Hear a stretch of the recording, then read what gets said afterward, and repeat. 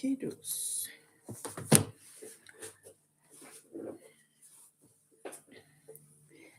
Hello. Thank you so much for joining us. If you're joining me, if you can hear me, let me know, please. Hi, everyone. So good to have you on here today. Hello, please say hello if you can hear me. Say something and let me know that I am clear and audible. Hi, Engineer V Brain. Hello, thank you so much for joining me. Okay, welcome back to my channel. Welcome back to Raising Awesome Men Academy with Kiki. It's been a lovely ride, and we've talked about various topics on this afternoon or lunchtime chats on Friday. And today, one of the things we're going to be talking about is, when we think our teenage boys are the problem. So a question that I am posing now is, what is actually the problem? So when our teenage boys act somehow or they're acting up and all over, what is actually the problem? Are they the problem, or there are underlying things around all of the things they are doing or exhibiting? Now, one of the reasons why I decided to talk about this is because a lot of us, even before our children get to the teenage years, we already feel like the teenage years are the years where, forgive me to say, the demons are waiting to unleash themselves. And I want to demystify that today, because a lot of the times, these boys are most likely not the problem. So if you've ever asked, is my son a problem?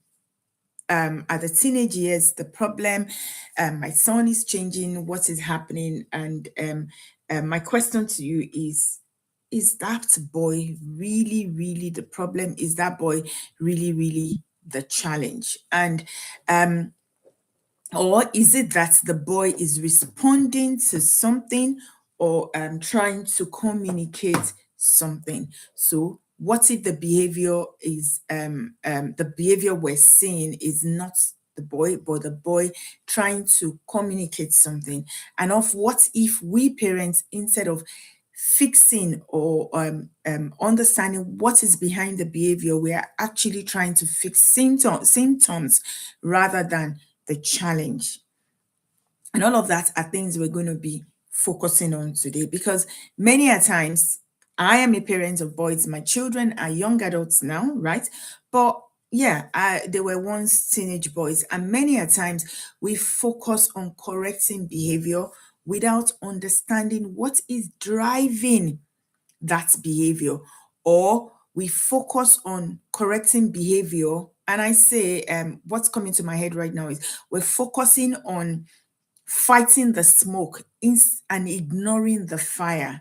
So irrespective of how you fight the smoke or you kill the smoke, as long as the fire is there, the smoke will always be there. So another good example is, as parents, are we focusing on the fever rather than the underlying thing? Because we know that high temperature fever is usually not a thing, right? There's something else beneath it that we need to focus on. And once that thing is not taken care of, the fever will keep going and coming. So, and that's the perspective that I want us to look at it. So, a teenage boy's anger, withdrawal, attitude, laziness, poor communication, gaming addiction, disrespect, and all of that could be signaling you to something deeper, to something that you should pay attention to. So instead of focusing on all of those things, we want to talk about how we shift our focus and deal with the fire instead of the smoke. But before we go on, if you've missed any of our sessions in time past, our Friday chats, please feel free to go back and review them, listen to them. We've had very interesting conversations on this Friday chat. And again, if you have questions or comments as I go, please feel free to drop them, and I would attend to them as we go along on this conversation. Okay, let's dive deep into it. So like I said, one of the reasons why thought we would talk about this is because, again, over the years, I've spoken to hundreds of parents, and many of them come up with the same concern. So when I started off on this journey, I started off with raising teenage boys, wholesome men, and that's particularly helping parents who are raising teenage boys, right? And a lot of the concerns I've heard is, oh, my son, my teenage boy doesn't listen, he's lazy, he's rude, and things like he's always on the phone, he's addicted to game, he doesn't talk, he's always withdrawn in his home. In fact, in his room rather. In fact, that's withdrawal one in his room was a big thing. And I'm going to be transparent here. There was a time I had that as well. That why are you always in your room? And guess what? Now, in the spirit of being transparent, one of the days I called my older son. I said, I noticed that you're in your room more these days. This was when he was about 12, 13. And guess what he said? He said, because I don't want to get into trouble. So that means he feels when he's out of his room with us in the open, there's always one thing or the other that we're correcting or pointing out. And that opened my eyes. I'm like, okay, there's something we're getting wrong here. I don't want to lose my son. If you know me very well, I don't want to lose my son. So we had to call ourselves, pull back a bit, and just, retract, reflect, review, and we kind of started all over again. And that's what I want us to do. That's what I'm initiating here today, or whenever you're watching this, that the boy might not be the problem. It might just be struggling with communicating his pain, putting what he feels, putting what he's going through into words. And then what we're seeing is behavior. So what does that mean? Boys and maybe men, unlike the average woman who is very expressive, we talk. When you say, how are you, brah, we have a book to tell you how we're feeling. We go. And some men do that, but not all men, right? On the average, men struggle to communicate their feelings and their emotions and, put to words what they're going through. And on the average woman is very, very open and expressive. So when a man genuinely struggles, not the ones that are quiet and all over, when it is that, or a male or a boy, a teenage boy, is genuinely struggling to articulate what they're feeling, what happens is they begin to leak. So when they're struggling to articulate loneliness, confusion, the fact that they are scared, they're overwhelmed, they feel misunderstood, or they themselves do not understand, or they feel like life expectations is so much on them, what they begin to do is that they begin to leak. You just see, different things leaking out of them. And these different things, they leak out in different ways, right? So when you see attitude, maybe the wrong attitude, could it be that they are hurt? When you see them leaking out fear, could it be that they're angry about something? When you see them leaking out laziness, could it be discouragement? So I've been trying, I'm not getting it anyway. So what's the point? And like I said, in the spirit of being transparent, I saw at some point I've seen my children leak out laziness. They don't want to try because they feel, oh, I've tried it a few times and I did not get it. So what's the point? So laziness could be discouragement, could be lack of motivation. And then when they begin to leak out withdrawal, could it be they're communicating rejection or confusion, right? And then when they're leaking out, what is it defiance? They call it that defiance, where they're defensive. Yes, could it be they're trying their hands on taking control, right? Could it be that they're trying their hands on taking control? And then game obsession, escape, right? In fact, there was time my younger son was so obsessed with basketball. And then one day I had a conversation with him and he said, Mom, that's my way of escape. Don't get me wrong. Everybody should have their escape, because sometimes life will be tough. You would have questions. You want to think, you want to retreat. Some people, their escape will be games. Some people, their escape will be holidays. Some people, their escape will be taking a walk. Some people, their escape could be going to the gym. So it's good. But when it becomes an obsession, is what we're talking about.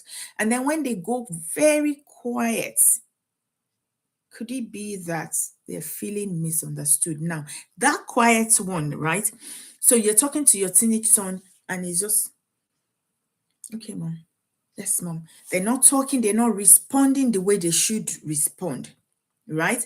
Could it be that they feel, if I respond, I will be misunderstood. So all of these things are part of what you could think about when your son is exhibiting those behaviors or those attitudes, instead of just jumping into it, that could be the problem. But now let's go into why sometimes this attitude can show up. So why would they be afraid? Why would they be defensive? Why would they be all of those things? Number one, connection deficits. When your child feels disconnected from you.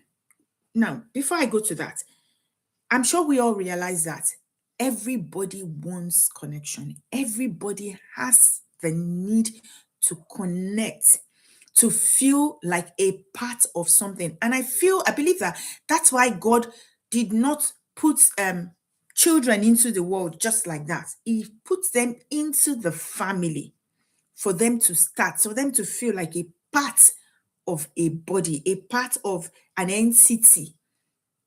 So everybody needs connection, including your son, including the man in your life. We all need connection. So when they need the connection and they feel the deficit, they feel like I'm not connected to this, my parents, my family, the way I want. And you feel them withdrawing. One of a few things you could ask yourself is, one, when was the last time I genuinely laughed with my child? When was the last time I genuinely enjoyed my son's presence? We've talked about, enjoying our son's presence. So in one of the previous video, I'm sure the team, please help me look for that video and put it in the comments, or or link it to the description. But this is where we're talking about enjoying our sons, our children's presence, spending time with them. So as a parent, when was the last time you do that? Because a lot of the time we get carried away with their grades, we get carried away with their attitude, that we forget that these boys, they've got their fears. They've got pressures. They've got their private battles. So it's not about you, Mom, Dad. No. It's not about us. They've got all of these things going on in their head. Pressure about their identity, pressure about their appearance, pressure about grades, pressure about so many things. They have their private battles. So connecting with them, genuinely connecting with them and enjoying being with them, spending time and being in their world could help when it comes to connection deficits. And how do you identify connection deficits? When they seem withdrawn, when they seem quiet, excessively quiet, or obsessed by game or their private spaces. Now, another thing is constant criticism.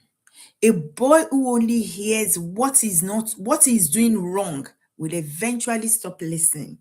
So all I'm hearing is, oh, you're doing that. And guess what? Researchers constantly shows that children respond better when correction exists in a relationship, when connection exists within a relationship. Something happened with myself and my younger son, and I needed to really talk to him about it. I wasn't pleased. But when that thing happened, guess what I did? No problem. We dealt with the thing.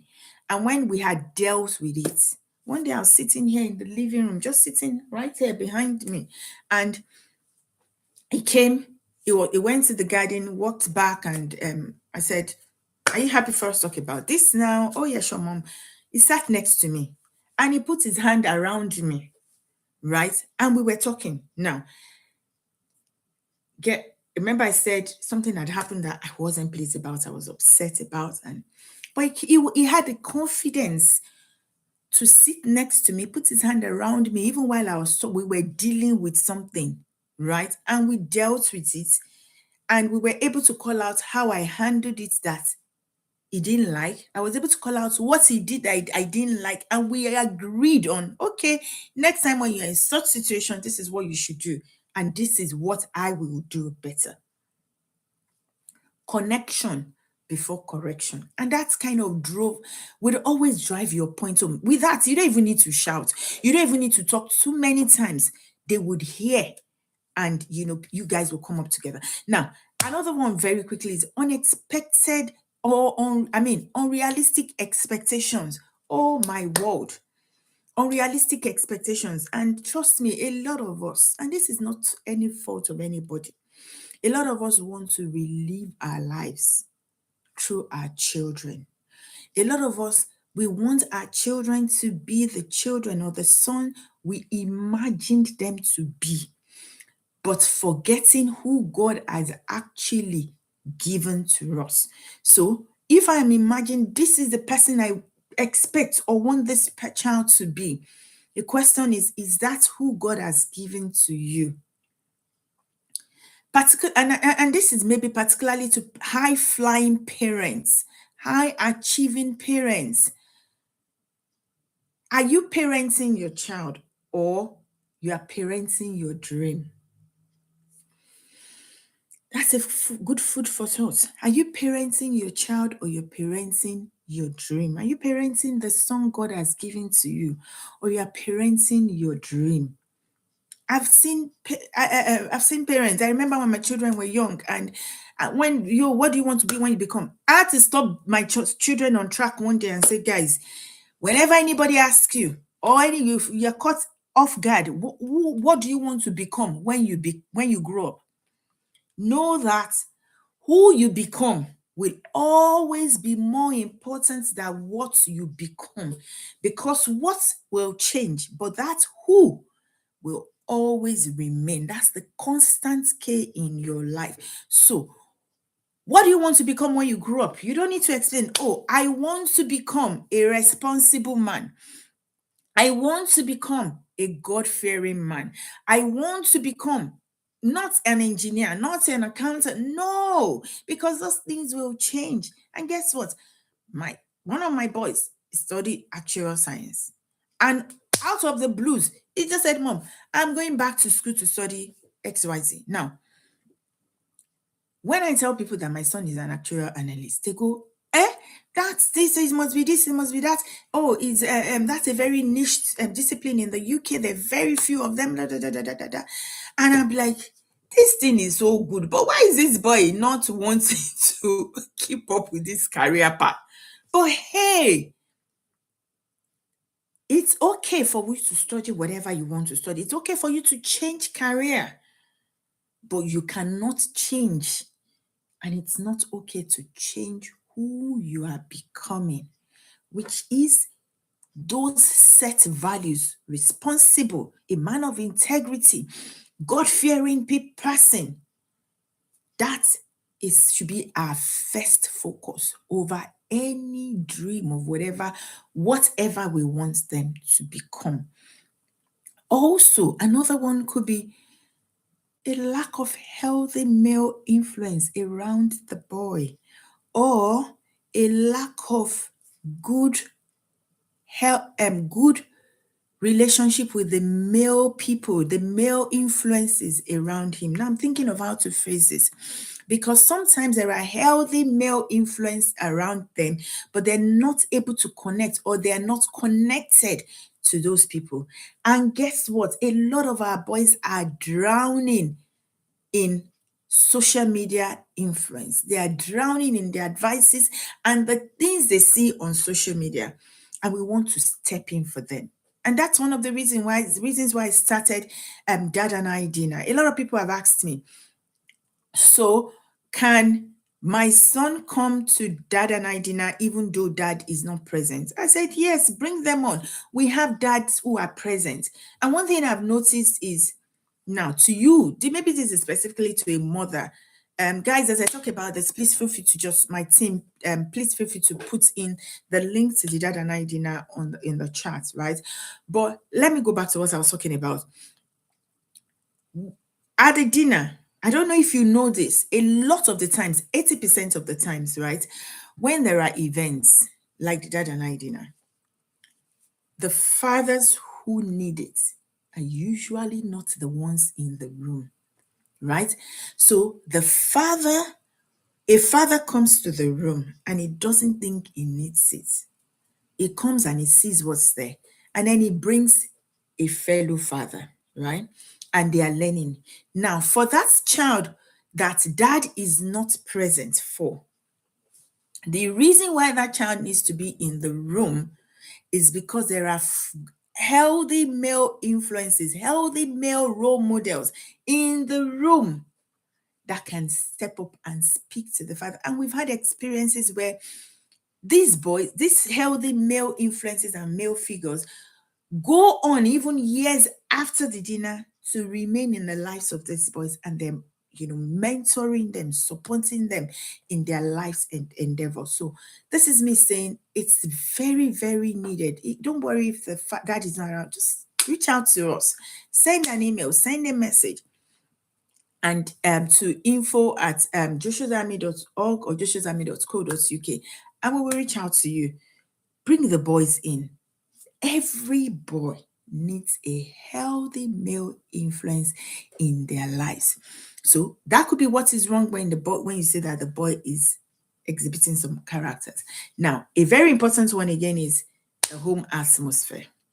When all the boy sees at home is tension, conflict, correction, criticism, unpredictability, or an unstable environment, that could be what is wrong. So a few questions to ask yourself as a parent is, what need is this behavior telling me? What need is this behavior trying to meet? What should I see behind this behavior? So what has happened before this boy began to behave this way? So you're reflecting, you're sitting back and thinking about it. And then, has there been any change in the boy's life recently? Maybe a loss, maybe relocation, maybe relocation is moving places as well, or maybe like a change in the family dynamics. Has there been any change in the life of this boy recently that he's trying to talk about? And those changes are leaking through his behaviors, or the fear, the uncertainty are leaking through his behavior. And then, what was the last time I simply enjoyed my son without criticism, without correction? That's a food for thought for all of us. And then, have I spent more time investigating my son, investigating what I think the problem is, rather than understanding him and what is happening? So, questions to ask yourself behind every behavior what to note that behind every behavior, behind everything your child is going through, is probably asking himself questions like, am I enough? Do my parents enjoy me? Are they proud of me? Every child wants us to be proud of them. They want to make us proud. So are they proud of me? Will my parents still love me if I fail? And so they set themselves on high pedestal, and then they are struggling to stay there. And that's putting pressure on them. And then, can I talk to my parents? Are they my safe spaces? I watched a movie where somebody said her grandfather died and she didn't want to go home because there is the house, but the grandfather is no longer there. And that there is no home because the grandfather is the home. So are you the home for them to come to when, things go wrong? I'm going to end with this today, that maybe your child does not need corrections anymore. Maybe these behaviors that you're seeing, it's a need for something else to change within the house, be in your relationship with them. No more gifts, no more money, no more lectures. maybe just time with him, maybe just time with him, maybe just attention, maybe just enjoying each other's moments. I hope this has helped today. We're going to leave it here and we will be back next week, Friday, same time, same place, on Parenting Teenage Boys Academy with Kiki. But before I go, let me see if there are any questions on the chat. Well, beyond the boys action, what could actually be the yes, awesome. Thank you so much, everyone who has joined us. Thank you for engaging. Thank you for your comments. Thank you for your time as well. Now it's time to go back to work. Lunch is over. I'll see you next week, Friday. Thank you and ta-ta.